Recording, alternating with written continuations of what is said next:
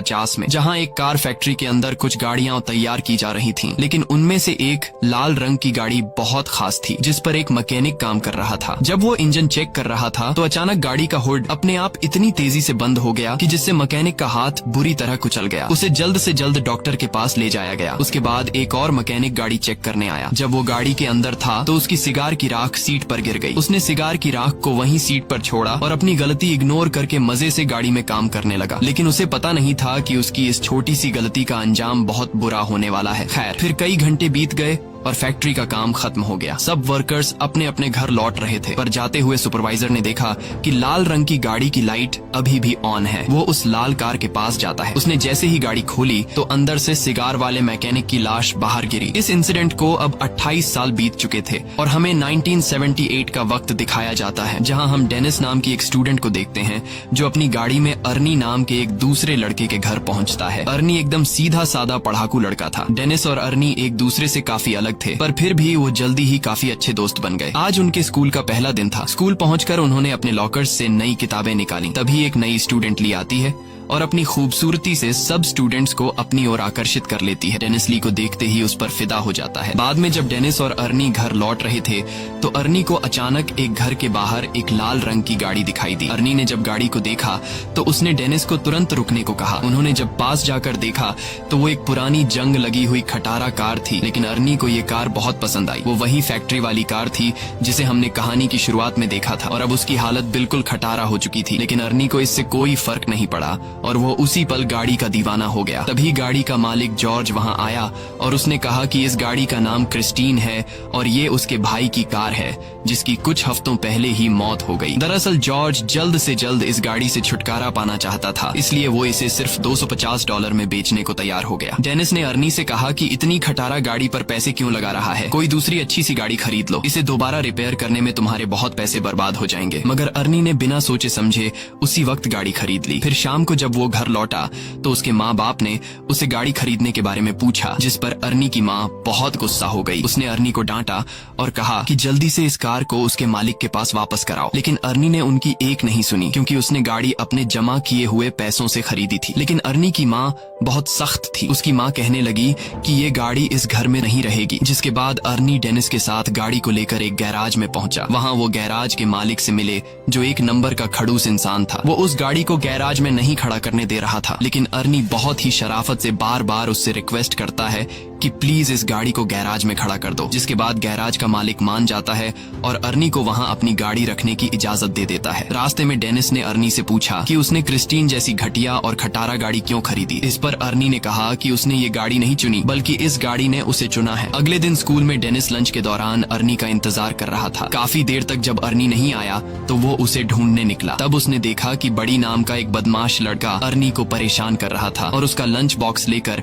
अर्नी को चाकू से धमका रहा था। डेनिस ने बीच में आने की कोशिश की, तभी बड़ी ने लंच जमीन पर फेंक दिया और अर्नी को उस पर गिरा दिया। इससे बेचारे अर्नी का चश्मा गिर गया तो बड़ी ने उसे अपने पैरों तले कुचलकर तोड़ डाला। उसके बाद बड़ी अर्नी की हालत पर हंसने लगा, पर तभी डेनिस ने मौका देखकर बड़ी पर हमला कर दिया। उसी समय बड़ी की गैंग ने डेनिस को घेर लिया। तभी जल्दी ही एक टीचर ने वहां आकर लड़ाई रुकवाई। अर्नी ने टीचर को बताया कि बड़ी ने उसे चाकू से धमकाया है, लेकिन बड़ी ये मानने को तैयार नहीं था। तब टीचर ने उसे अपनी जेब खाली करने को कहा तो बड़ी जेब खाली करते वक्त उसकी जेब से वही चाकू निकला। आखिरकार टीचर ने बड़ी और उसके गैंग को ऑफिस में भेज दिया, जिसके बाद बड़ी को स्कूल से निकाल दिया गया। इसी तरह कई हफ्ते बीत गए और आर्नी दिन रात मेहनत करके गाड़ी ठीक करने में जुटा हुआ था। उसी वक्त गैराज का मालिक आता है और वो आर्नी की रिपेयरिंग के काम को देखते हुए उसे अपने साथ काम पर रख लेता है। वो आर्नी से कहता है कि काम के बदले में तुम अपनी गाड़ी के लिए कुछ पुर्जे इकट्ठा कर सकते हो। आर्नी ने इसके लिए हाँ कर दी और फिर दिल लगाकर गाड़ी ठीक करने में जुट गया। मगर उसे इस बात का एहसास ही नहीं हुआ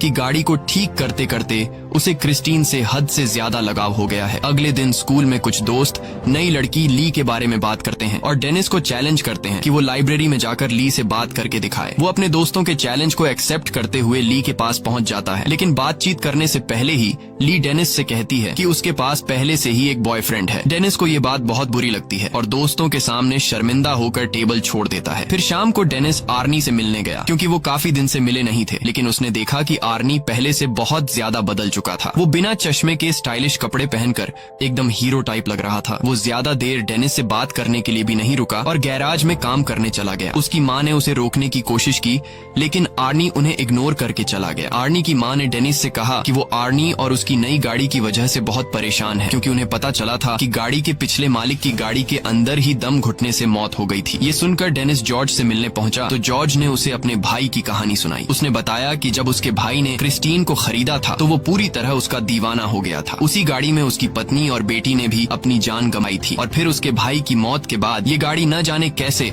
खुद ब खुद जॉर्ज के घर के बाहर आकर खड़ी हो गई। ये सुनकर तो डेनिस और भी घबरा गया, जिसके बाद वो फैसला करता है कि गाड़ी पर जांच पड़ताल के लिए वो गैराज में जाएगा। जिसके बाद डेनिस चुपके से गैराज में पहुंच जाता है। उसने गाड़ी खोलने की कोशिश की, पर जैसे ही उसने हैंडल खींचा तो रेडियो अपने आप ही चालू हो गया और डेनिस तुरंत वहां से भाग जाता है ताकि उसे कोई देख न ले। अगली सुबह डेनिस स्कूल स्टेडियम में फुटबॉल खेलने जाता है। डेनिस खास गोल मारने के बारे में सोच रहा था कि तभी अचानक उसने आर्नी को वहां आते देखा और उसकी गाड़ी क्रिस्टीन तैयार होकर चमक रही थी, जिसे देखकर बडी और उसके दोस्तों को जलन महसूस हुई। ली भी गाड़ी से बाहर आई और उसने सबके सामने आर्नी को चूम लिया। ये देखकर डेनिस को बिल्कुल भी अच्छा नहीं लगा, क्योंकि वो ली से बहुत ज्यादा प्यार करता था। डेनिस को गुस्सा आ जाता है और गेम से उसका फोकस हट जाता है।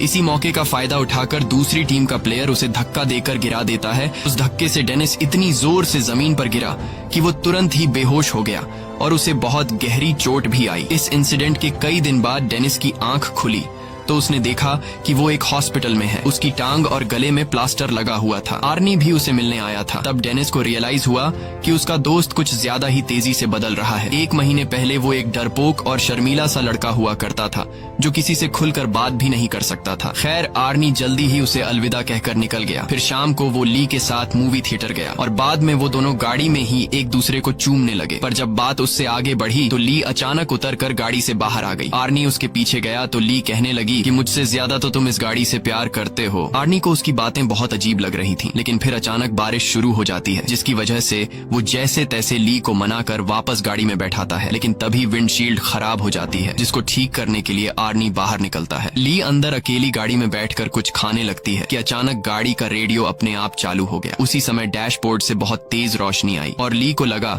कि उसका गला घुट रहा है, उसे सांस नहीं आ रही थी। तो आर्नी तुरंत उसकी मदद के लिए दौड़ा, मगर गाड़ी अंदर से लॉक हो चुकी थी। उधर ली दम घुटने से मरने ही वाली थी कि बिल्कुल सही वक्त पर वो अंदर से दरवाजा खोलने में कामयाब रही और तभी साथ खड़े एक आदमी ने जैसे तैसे उसे खींचकर बाहर निकाला। ये देखकर आर्नी को उस आदमी पर गुस्सा आया। आर्नी को लगा कि वो आदमी ली के साथ फ्लर्ट कर रहा है, पर वो आदमी तो सिर्फ ली के गले में फंसा हुआ खाना निकाल रहा था। ये सब होने के बाद आर्नी ली को घर वापस छोड़ आया। ली गाड़ी से निकलते ही घर में घुस गई और उसने कहा कि वो आर्नी से कोई बात नहीं करना चाहती। आर्नी ने उससे माफी मांगने की कोशिश की, पर ली के दिमाग में ये बात कंफर्म हो चुकी थी कि इस गाड़ी ने मुझे मारने की कोशिश की है। और तो और उसे लगता था कि क्रिस्टीन उससे जलती है, क्योंकि जब भी वो गाड़ी में एक साथ होते हैं तो कुछ न कुछ गड़बड़ हो जाती है। ये सब सुनकर आर्नी को लगा कि ये ली का सिर्फ वहम है, इसलिए उसने कहा कि वो कल बात करेंगे। फिर आर्नी वापस गाड़ी में बैठा, मगर गाड़ी चालू ही नहीं हो रही थी, जैसे क्रिस्टीन नाराज हो गई हो। तब उसने क्रिस्टीन से बात करते हुए कहा कि आज ली के साथ जो भी हुआ इससे कोई फर्क नहीं पड़ता, क्योंकि वो हमेशा प्यार सिर्फ क्रिस्टीन से करेगा। उसके बाद उसने चाबी घुमाई